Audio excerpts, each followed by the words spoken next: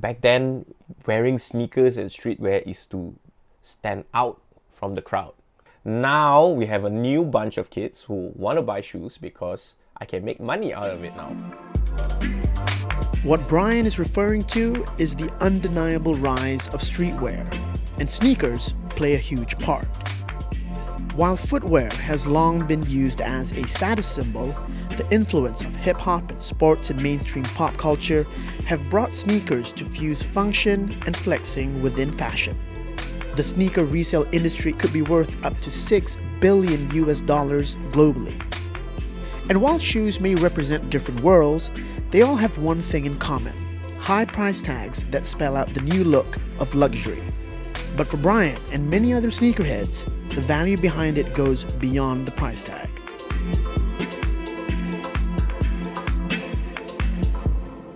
Yeah, I'm the dude who likes shoes, and this is my room. My wife hates this room.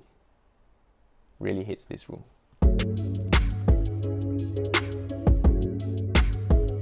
My name is Bryan, and I am the editor-in-chief of Mesas, the founder of Sneakerlah, and the CEO of the agency. If you were to walk a mile in Bryan's shoes, you'll see that he has one hand in content and branding, with another in events. But his feet, they're firmly planted for one sole purpose: his love of sneakers. It was my 18th birthday. We went for dinner. We walked past a New Balance store, and I walked in. I was like, "Hey mom, I would like to have this shoe for my birthday," and it was $699.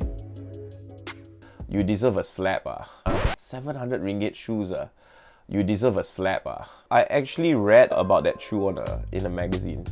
You know, you have land, sea, and air. They put the map on the shoe, and that each of this colorway has only 574 made. I read all this and I was like, what an amazing story. After college, Bryan worked as a real estate agent. When he wasn't selling property, he spent much of his time at retail stores that brought in the latest footwear. This casual interest sparked a unique opportunity when one of the store owners offered him a part-time job. What's not to love about getting paid and liking what you do? Well, my mom was like, no, go and get a job. Family members as well, they asked like, what do you do? I work in retail. I work, like, really? Just working in the store, I realized that I am actually the first person in Malaysia to see all these shoes come into the store. Back then, internet, like pictures of shoes were quite hard to find. So I just took pictures, I'll just upload it on this website, a blog. So they didn't understand it. They came by the store, they saw the store was like really small, and you know, Bryan's lost his mind. When I tell them I'm doing this website and we are talking about shoes, and you can see it in their face, they're like, okay, you know, basically that face means like, how do you make money? Sneakers and footwear used to be just about fashion, but now it's a commodity. It is no longer based on the traditional model of supply and demand. When a new sneaker is about to be released, hype is essential as celebrities, influencers, and aficionados build up interest in any given product. This leads to a frenzy that, when coupled with the art of the drop, the scarcity of such sneakers means that it can sell out in a matter of seconds. So the more hype it is, the more expensive it gets. So this is our own shoe, this is our collab. Only 200 pairs get this special box. It looks like a lunch box. So the retail price is about $599. If you have that special box, you can sell it. I've seen prices during the event go as high as 1,600 ringgit. Yeah. Mesas is a website, it's a lifestyle website that talks about streetwear, sneakers, sometimes music and food. After a year of doing Mesas, I realized that we need to do an event that is representing the community that we speak to. So hence Sneakerlah came about. Sneakerlah, It's a space for fans to explore, discover, and express their passion of anything and everything tied to sneakers and streetwear. But before it became Malaysia's biggest and most anticipated sneaker lifestyle convention, it was initially proposed as a simple swap meet, a cozy space for a community of people with shared interests, essentially to meet, trade, and sell shoes. And it was at this point that it caught the attention of the marketplace. Some brands were like, oh, you guys are doing an event? Bro, I want to be part of it as well. I was like, okay. So we had like 4 brands. Not the major big brands, but small ones. We had 17,000 people show up on that day. And it was such a community thing and everyone just had fun. So the following year, we tried to be a bit more prepared. And then there was a jump. From 17, there was a jump to like 22,000 people, like extra 5,000 people showed up.